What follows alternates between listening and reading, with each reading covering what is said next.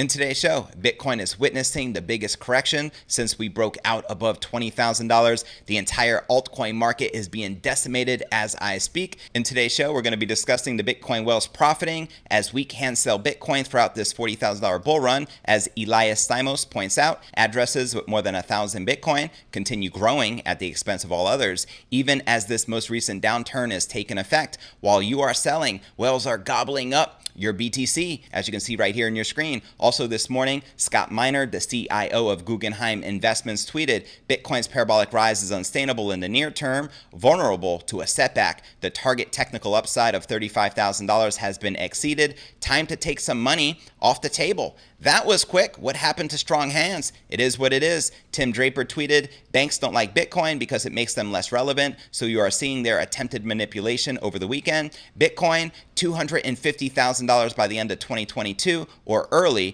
2023. Also, Max Keiser tweeted, $65,000 short term, still in play. $220,000 in 2021, still in play. So there you have it. Also, Jameson Lopp just tweeted, Bitcoin at 10,000 is an industry. Bitcoin at 100,000 is a world power, and Bitcoin at $1 million is a global government. It's just not the one anybody expected. Bitcoin at 1 million is like a pro-freedom global government. Touche. Also in today's episode, Bitcoin should be up 100% in the next 12 to 18 months and likely even higher than lower, says the legendary Bill Miller. That's right, he shared on Friday that the higher the price of Bitcoin goes, the safer it becomes as an investment option. He ain't telling no lies. And he also goes on to share, I think that Bitcoin should probably be 50 to 100% from here in the next 12 to 18 months. And if you were to ask me over or under, I would definitely say it would much more likely be higher than lower. I'll be breaking this down for you in today's show. We'll also be taking a look at the overall crypto market. As you can see, a massive correction. Currently, all the major cryptos are in the red, but where's the Bitcoin price likely to go from here? Find out all this, plus so much more in today's show.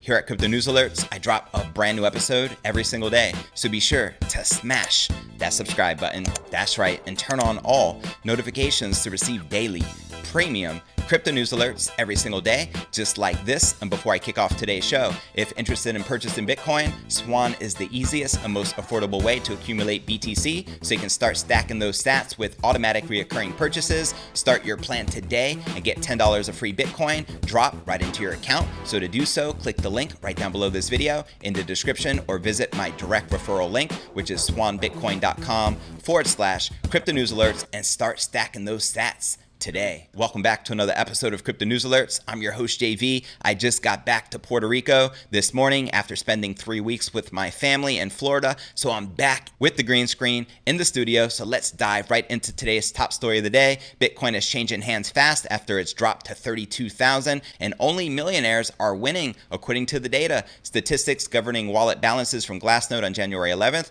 reveal that the main investors buying the dip are those with the balance in excess of 1,000 Bitcoin, which is currently worth about $33 million.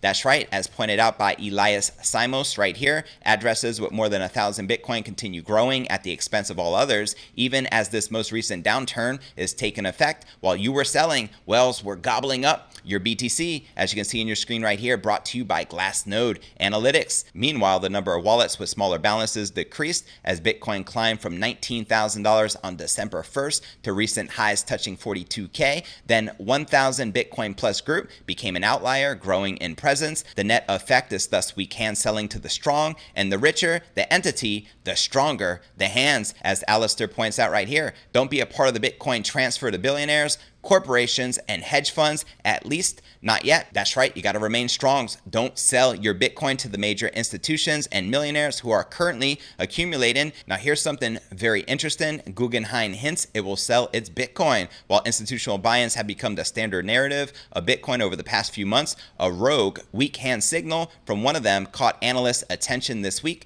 As Cointelegraph reported, Guggenheim Partners, which announced a sizable fund allocation to Bitcoin in late November, is allegedly planning planning to sell some of its holdings already. That wasn't long. The trigger came from Chief Investment Officer Scott Minerd, who on Monday said that Bitcoin's weakest drop provides the impetus to rethink its position. He goes on to share on crypto Twitter, Bitcoin's parabolic rise is unsustainable in the near term, vulnerable to a setback. The target technical upside of 35,000 has been exceeded. Time to take some money off the table. Very interesting, right? As they've been projecting a $400,000 Bitcoin price, but it is what it is. His suggestion appeared to confuse the market participants, with responses querying the rationale behind the decision, coming just weeks after Guggenheim's initial entry. As Dan Tapiero argued, CIO of huge firm day trading Bitcoin, it's a 5 to 10 year hold minimum, said the macro investor, and institutional uptake comes amid a more fundamental support and demand squeeze for the king of all crypto, with large buyers already outpacing what miners can produce each month. That's right, we still have PayPal, we have the Square app, we have the Grayscale Bitcoin Trust and MicroStrategy purchasing massive amounts of BTC, and at the same time, miners have stepped up their sales in recent days, and what one theory suggests is some well-earned profit taken at or near all-time highs. Now checking out the latest tweet from Tim Draper, he just shared, banks don't like Bitcoin because it makes them less relevant. So you're seeing their attempted manipulation over the weekend. Bitcoin, 250,000 by the end of 2022 or early 2023. Let me know if you agree or disagree with Tim Draper. Also, Max Keiser tweeted this morning, $65,000 short term still in play, 220,000 in 2021 still in play. So there you have it. All right, and before I share the latest from Jameson as well as the legendary investor Bill Miller, let's first take a quick look at the overall crypto market cap. Whoa, after touching about 1.1 trillion market cap, now it's down to 946 billion. Talk about a massive drop in liquidity in the crypto market, with 218 million in volume in the past 24 hours, and current Bitcoin dominance is 68.7%, and the Bitcoin market cap is currently sitting at 646 billion. Now checking out the top gainers within the top 100, we have Horizon up 65%, trading at 25 bucks. Zcash up almost 29%,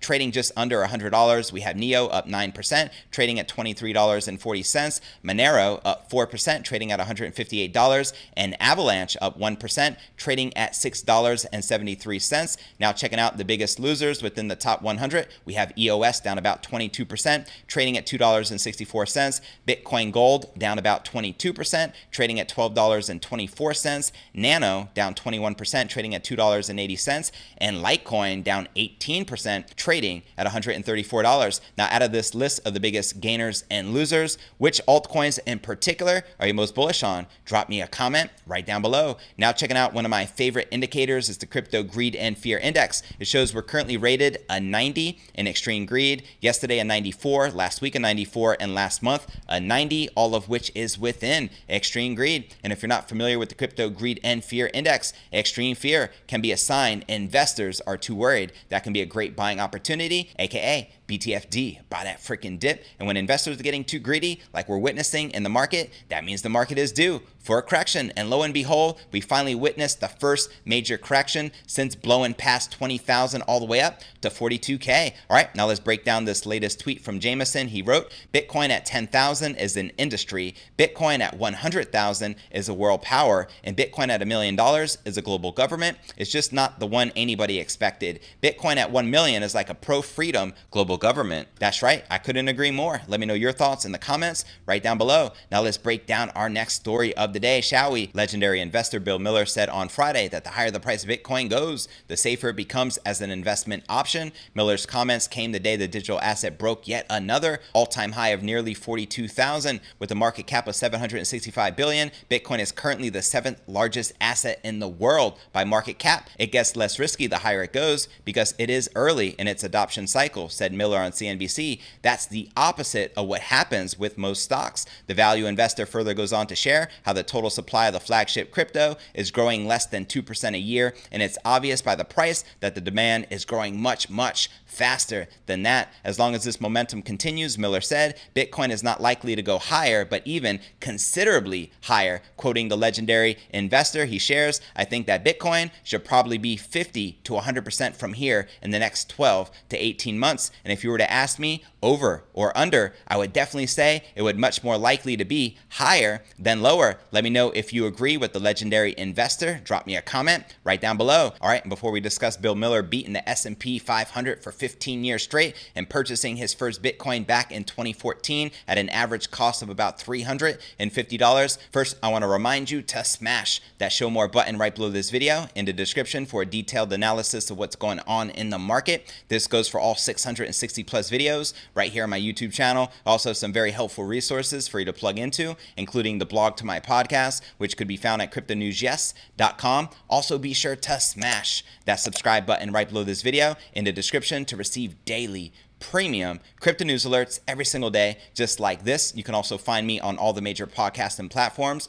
from Spotify, the home of the Joe Rogan Experience, to Apple's iTunes. You can also follow me on Twitter to receive daily crypto news alerts. My Twitter handle is Crypto News Yes. And for those of you active on Facebook, I do have a private crypto Facebook group entitled Crypto Alchemy. To join it, click this link, request to join. I'll be sure to plug you in. And for those of you active on Telegram, I do have a private crypto Telegram chat, which is uncensored. To join it, click this link. You'll automatically be added, and I'm looking forward to connecting with you personally on the inside. All right, now let's break down the rest of this story. Miller, who is known for beating the S&P 500 for 15 years straight, while at Leg Mason, said he has price expectation than a specific target, while cautioning that if you can't take volatility, you probably should not own Bitcoin. He ain't telling no lies. Volatility is the price you pay for performance. Talking about the big corrections as much as 80%, he said these are normal in this type of very, very early technology with a very, very big total addressable market. However, Miller isn't new to cryptocurrencies. Back in 2018, he shared that he had bought his first Bitcoin around 2014 or 2015 at an average cost of $350. Not too shabby, right? This time he owns Bitcoin in partnership with Samantha McLemore, his partner, who started Patient Capital with a 5% position.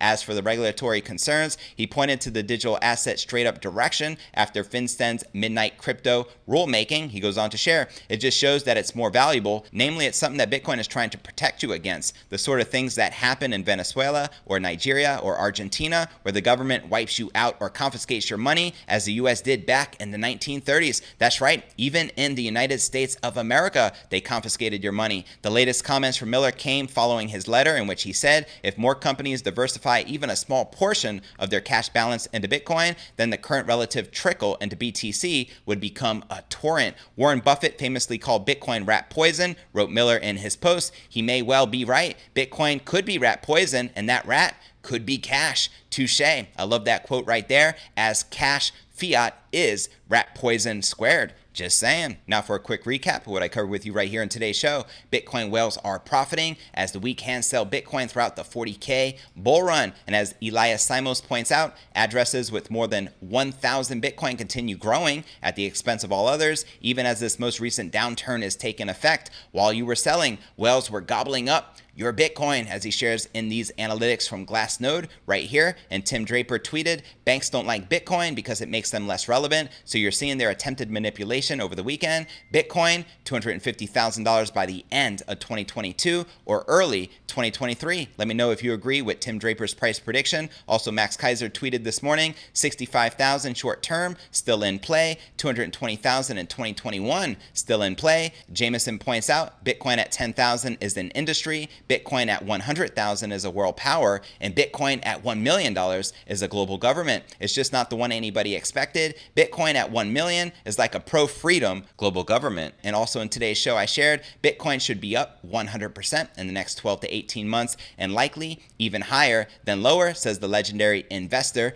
Bill Miller. So where do you feel the Bitcoin price is likely to go next? How low will this correction go? Let me know in the comments right down below. Well, that's going to conclude today's show. As always, I appreciate you tuning in and journeying along with me inside this incredible crypto matrix. If you gain value out of today's show, be sure to smash that subscribe button.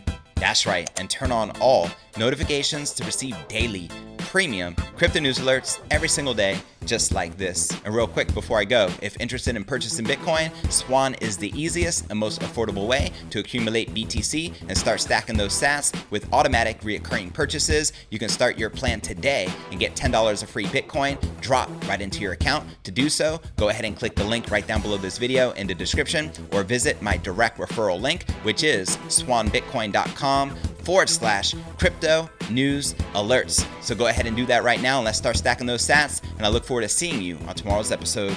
Peace.